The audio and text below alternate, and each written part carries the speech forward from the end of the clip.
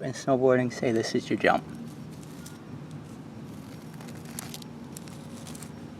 Then you come off the jump, you turn, and then go off straight like that. So on a skateboard, you definitely want to know ollies, and it'll definitely help if you have shoves down.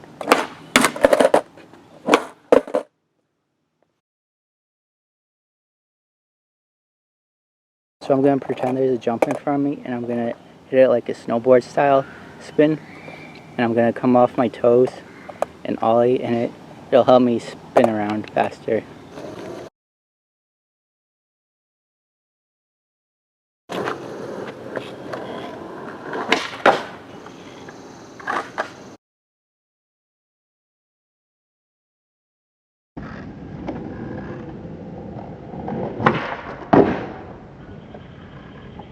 The more you pop the board, the better the board will follow your feet.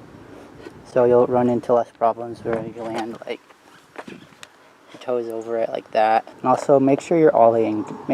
If you're just like doing a shove without the friction, the board's definitely gonna like fly out like that. Your front foot might not be on it.